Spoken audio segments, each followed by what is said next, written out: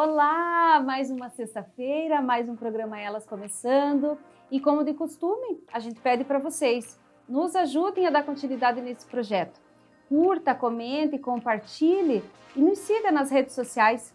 E nós sempre trazemos no programa Elas empresárias, empreendedoras e grandes personalidades. E hoje não é um dia diferente. Está comigo hoje aqui no programa Elas a capitã Denise. E ela é responsável pela nossa companhia, ela vai estar explicando um pouquinho como é que funciona tudo isso de companhia, batalhão. E que coisa mais interessante que nós temos para apresentar, uma mulher, né, que comanda a companhia de Matins, Pontal do Paraná. Isso nos orgulha muito, né, ter uma companheira lá nos ajudando em toda essa batalha que você tem. E como todo o programa Elas, a gente sempre começa falando de um Era Uma Vez. Então eu passo agora para a capitã Denise, o seu Era Uma Vez, por favor. Era uma vez, né, uma criança que nasceu lá no Rio Grande do Sul. Minha família é toda gaúcha, né? Acredito que aqui no Paraná tenham muitos gaúchos. E eu vim de Cascavel, acho que eu citei já para muitas pessoas, quando eu me apresentei aqui, conversei com várias pessoas aqui de Pontal, conversei com várias pessoas de Matinhos e acabei me identificando com muitas pessoas que também têm familiares lá no Rio Grande. E essa criança, ela tinha uma família que morava no interior, os avós de uma parte da família de origem italiana, né, de mãe, e uma parte da família de origem alemã, por parte de pai. Nós morávamos no interior mesmo, né, uma chácara próxima da cidade. E o meu pai, ele faleceu, eu era muito jovem, né, eu tinha 2 anos. E a minha mãe ficou sozinha, muito jovem, ela tinha 22 anos quando ficou viúva. Uma menina ainda. Uma menina. E daí eu cresci morando com os meus avós, em virtude disso, né? Como ela era muito jovem, ela acabou voltando a morar com os pais, né? E eu morei com os meus avós depois até mais ou menos uns 13 anos de idade. Daí a minha mãe acabou indo morar sozinha, cuidando dos filhos. E com uma certa idade eu tive pretensão de estudar, né?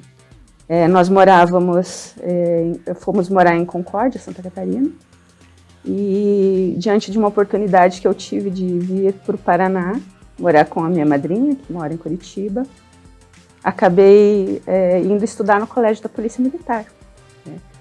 Nem imaginava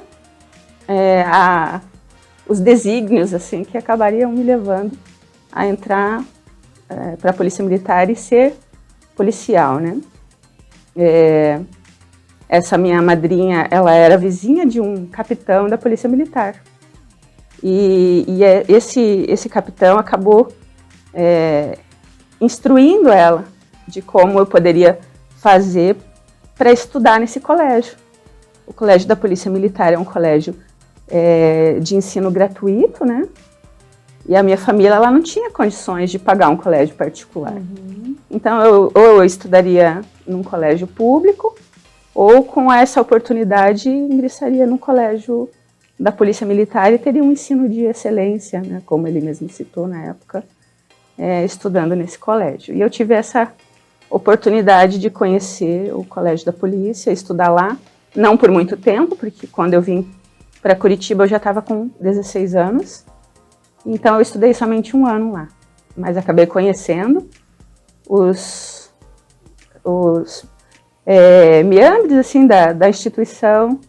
Fiz 1 ano de colégio, o ensino realmente de excelência. Fiz vestibular para o curso de formação de oficiais, que é um curso de nível superior, que é ofertado pela UFPR, em convênio com a Polícia Militar. Guatapé, ali em Curitiba, né? E passei no primeiro vestibular, mesmo sem ter feito cursinho, sem ter tido oportunidade, né? Porque, como eu falei, minha família não tinha condições de ofertar esse tipo de ensino.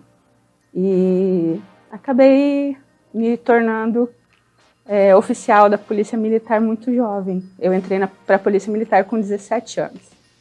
Muito cedo. Uma menina. E eu falo graças a Deus, e tudo que a polícia me ofertou e me proporcionou, eu tenho e sou tudo que sou. Olha, que história linda que você tem, Denise. Capitão, em que momento que você teve assim um insight e surgiu, não, eu quero ir para a escola militar? Ou naquele momento você não tinha ainda noção do que era essa oportunidade na tua vida? Quando eu entrei para o colégio da polícia, eu não fazia a menor ideia de como funcionava, porque eu vim de uma cidade muito pequena, né? E o colégio, ele deu essa base de ensinamento, né? Na metade do ano, mais ou menos, começaram a surgir essas situações de vestibular, assim. Você vai fazer o vestibular para o CFO, você tem vontade de fazer o vestibular? E eu não tinha a menor noção de como funcionava. Do que era aquilo, né? Eu, inicialmente, quando eu falava em vestibular, eu tinha pretensão de fazer vestibular para veterinária. Só que eu sabia que eu não tinha condições de fazer, porque veterinária era um curso integral. E eu sabia que eu precisava trabalhar. E eu não teria condições de estudar durante o dia, né? Então era uma coisa meio utópica para mim. Né? E daí, como as meninas, o colégio militar, da Polícia Militar na época, ele era um colégio separado. Os meninos estudavam num turno e as meninas no outro. Né? E daí se cogitava essa hipótese, né, de fazer o vestibular do CFO. Né? E daí, quando começaram os questionamentos, vai tentar, é muito difícil, o vestibular realmente ele é muito concorrido. Eu acredito que não sejam mais, né? Mas ele hoje se compara a uma medicina. Exatamente. Hoje ele está entre os 3 mais concorridos. Na época, ele não era o mais, porque o de medicina sempre foi o mais concorrido, mas ele era superior até o curso de Direito na UFPR. Mas eu fiquei na expectativa de fazer e conseguir uma vaga, né? Capitão, que pessoas foram significativas para você nesse processo, principalmente da tua chegada até esse momento como capitão da Polícia Militar? Eu vou me emocionar falando. Eu tenho gratidão muito especial, obviamente, à minha mãe, né? Que foi uma batalhadora e ela criou a mim e ao meu irmão sozinha, né? Aos meus avós, que deram todo o suporte quando ela ficou viúva e tão jovem e com 2 filhos. Isso sem dúvida nenhuma, é inesquecível, assim.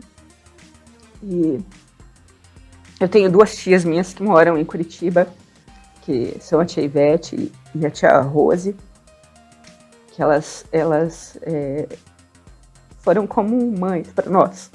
Porque tanto eu como meu irmão, nós viemos morar para cá nessa época, né? Nós tivemos a oportunidade de estudo, graças a essas 2 mulheres. Nós viemos na juventude mesmo, né?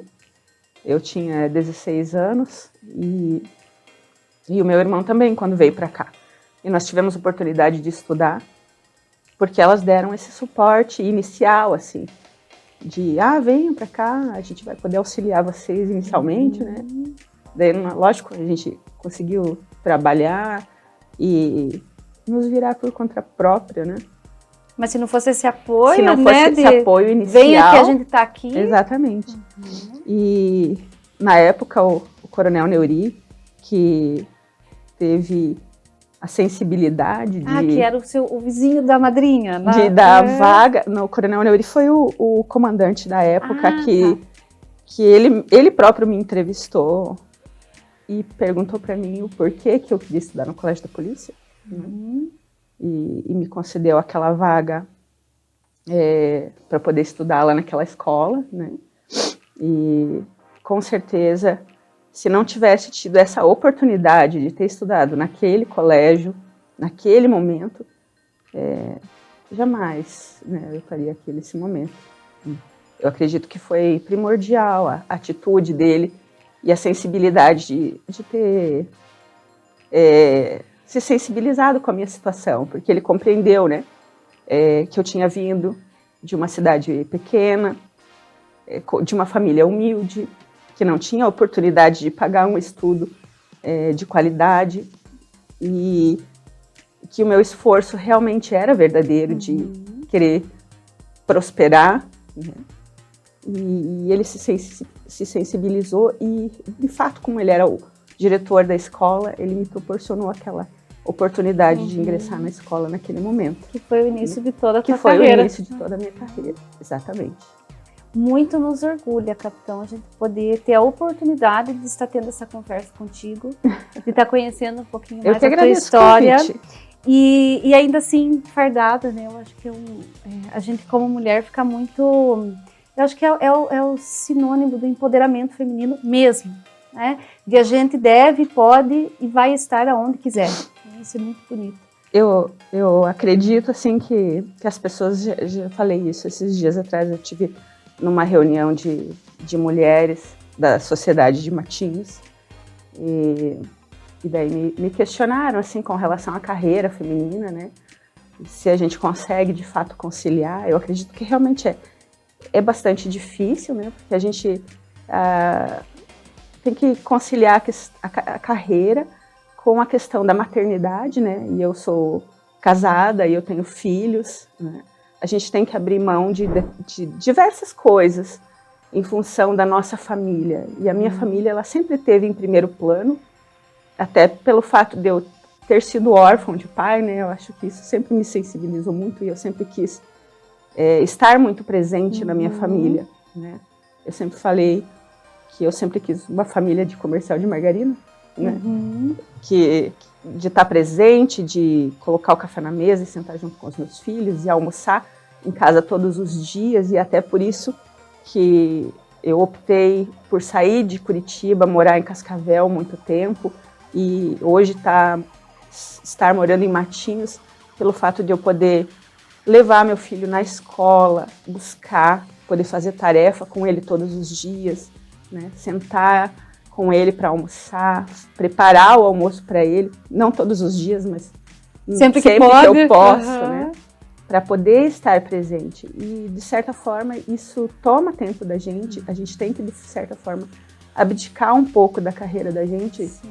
Sim, fazer escolhas. Fazer escolhas, né? Mas não é impossível, né? A gente, como eu falei, eu entrei na polícia muito jovem, sim.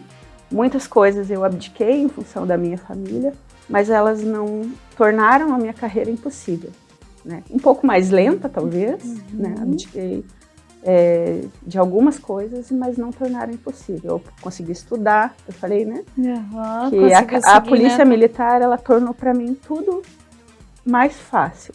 Talvez se eu tivesse sido veterinária, eu não tivesse conseguido proporcionar para os meus filhos o estudo que eles tiveram, né? Não pudesse ter a oportunidade que eu tive de ter uma boa moradia, de poder viajar nas minhas férias, de poder ter um bom carro, né? De poder ter me formado em mais de uma faculdade, de poder ter feito um curso, de poder dar um curso de línguas para minha filha, né? Mas eu tive tudo isso graças à oportunidade que eu tive naquele momento. E sou muito grata por isso. E as pessoas, as pessoas, não só mulheres, homens e mulheres, têm que aprender a aproveitar a oportunidade quando ela aparece. E às vezes uma oportunidade bate a porta e por uma ou outra razão a gente deixa ela escapar. E essa oportunidade, ela é valiosa. E às vezes é a oportunidade da vida. É a oportunidade, da vida. Talvez eu tivesse perdido aquela oportunidade, ou tivesse ido atrás do sonho de ser veterinária, eu tivesse perdido, né, essa promissora carreira de policial, né? Mas hoje eu sou muito grata. Deus foi muito, muito, muito bom comigo. Graças a Deus. E a gratidão é nossa em poder compartilhar a tua história no programa Elas. Nossa, agradeço. Contar para as pessoas que nos acompanham, que não são só mulheres, são muitos homens também que nos acompanham e veem essas histórias de sucesso, histórias que realmente engrandecem o nosso programa e nós como pessoa. E falando agora nesse momento de gratidão, a gente vai para o nosso momento de merchan, para agradecer os patrocinadores do nosso programa.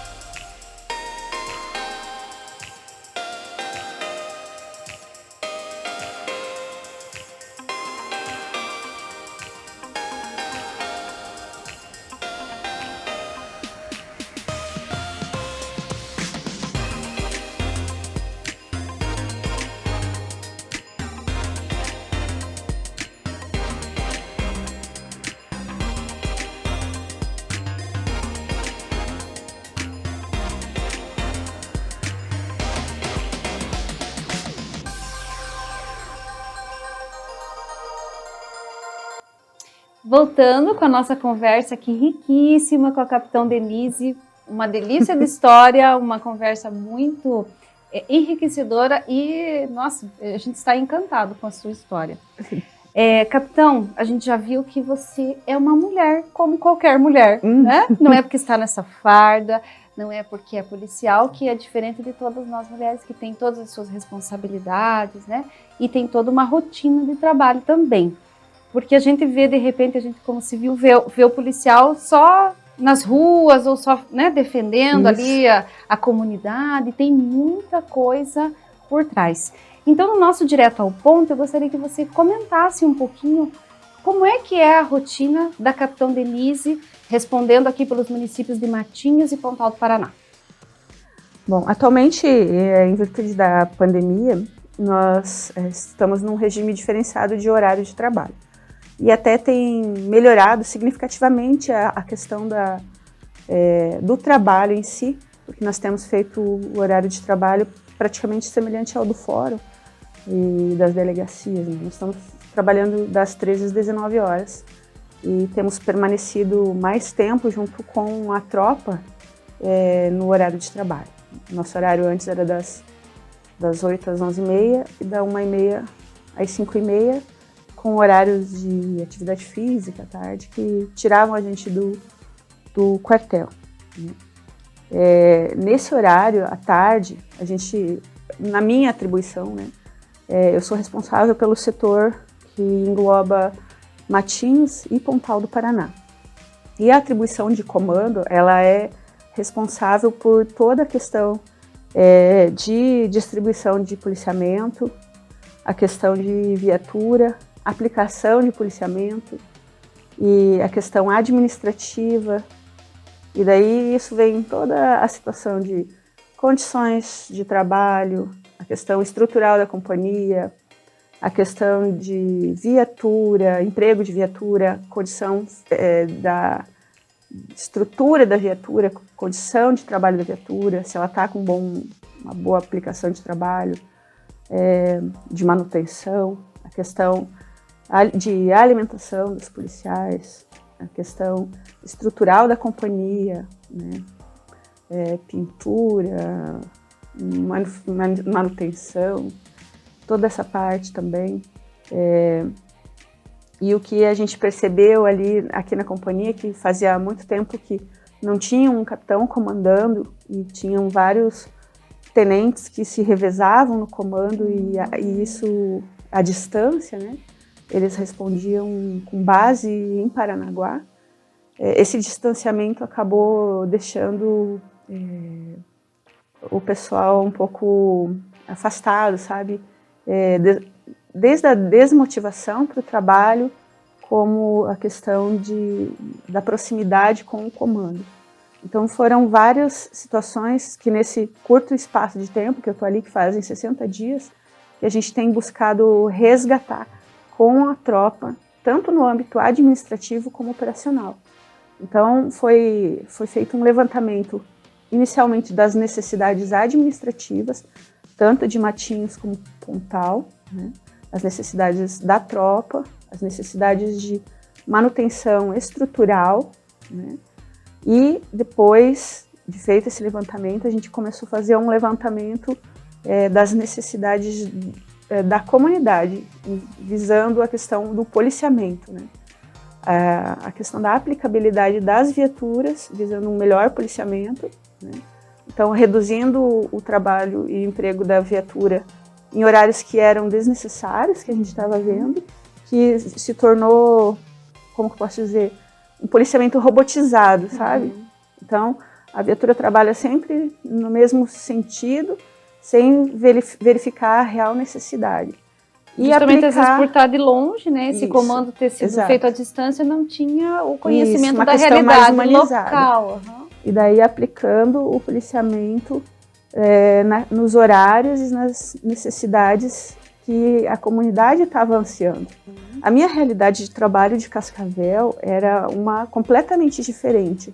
Em Cascavel eu era chefe de RH, como eu havia comentado com você.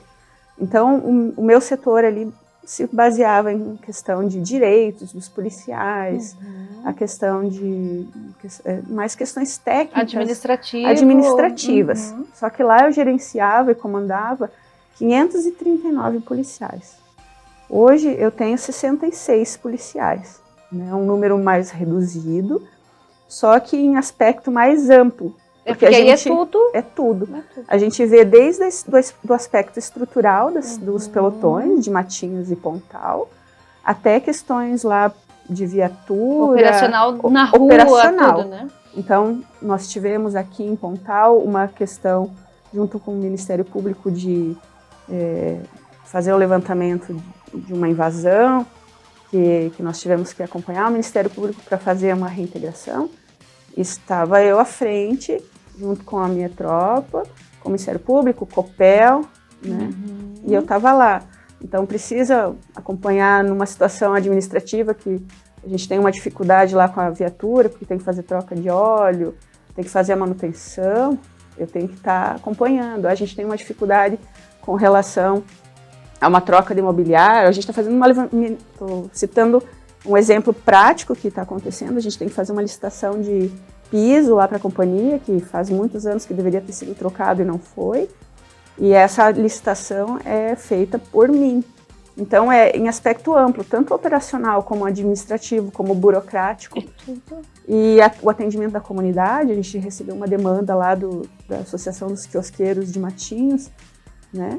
E o atendimento foi feito por mim. Então é multifuncional a gestão do comando da companhia. Atividades, né? Então nós recebemos a comunidade, a gente recebe a demanda do policial, a gente faz o atendimento administrativo, vê a questão estrutural, a questão de aplicabilidade do efetivo e ainda tem a questão operacional, quando tem uma operação maior que demanda do acompanhamento do oficial, é o comandante que tem que estar no front, né? E isso faz parte da atribuição da gente lá também. Brincadeiras à parte, mas ainda bem então que é uma mulher que está dando, que está à frente do comando, porque realmente... Acredito realmente, assim, né, as pessoas às vezes falam assim, a mulher na polícia. A polícia militar hoje, ela tem espaço para todo mundo, sabe?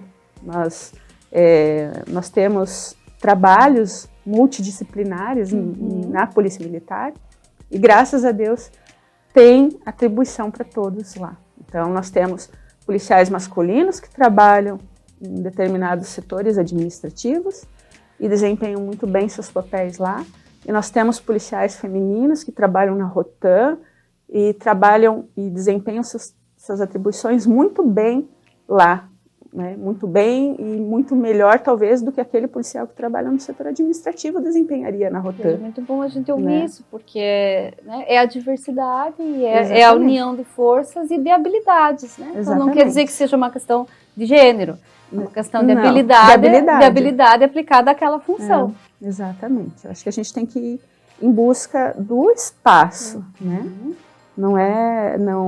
Talvez não desempenharia, né, como eu falei, não desempenharia tão bem o meu papel sendo veterinária, né? Ou outra, né? Como quando eu era criança que eu queria ser piloto de avião, né? Como eu desempenho na minha atividade policial, né? Não sou exímia para ser uma policial de Rotan, mas na minha parte, como coordenadora, como gestora, como comandante, eu acredito que eu desempenho a contento. A gente sempre termina um programa Elas, né, partindo para as nossas considerações finais, pedindo para as nossas convidadas, para os nossos convidados, deixarem uma dica de ouro para as pessoas que nos acompanham. E eu faço esse mesmo pedido para você. Bom, baseado na minha profissão, eu acho que muitas pessoas vão lembrar dessa frase, e é uma frase famosa e eu levo para a vida mesmo. Tem uma frase que diz mais ou menos assim, que reputação é aquilo que a gente faz quando as pessoas estão vendo e caráter é aquilo que a gente faz quando ninguém está nos vendo. É uma coisa que eu levo para mim, que eu ensino os meus filhos e que eu acho que as pessoas deveriam cultivar mais na vida, né? E ter mais amor e Deus no coração. Eu acho que se as pessoas amassem mais, o mundo seria melhor. Que incrível, capitão. A gente termina um programa Elas com uma sensação muito boa de ter ouvido isso, né, de você. A nossa gratidão, né, por você estar nesse momento com a gente, contando a tua história, contando a tua trajetória profissional. Agradeço. E encerrando um programa Elas com a chave de ouro, com essa dica realmente que a gente leva isso, né, do programa Elas e leva para as pessoas que nos acompanham. Agradeço e estou sempre à disposição para o que precisar. E o Roberto tem o meu telefone e fico à disposição para o que for necessário. Na hora que precisar alguma coisa de mim, dos meus rapazes, lá eu falo dos meus meninos, né? A gente está sempre à disposição para qualquer atendimento. Tudo que for lícito, a gente está às ordens. Bom, a nossa gratidão, capitão. E para vocês que acompanham o programa Elas, não se esqueçam, curtam, sigam, comentem, compartilhem, nos ajudem a dar continuidade nesse projeto. Até a próxima sexta.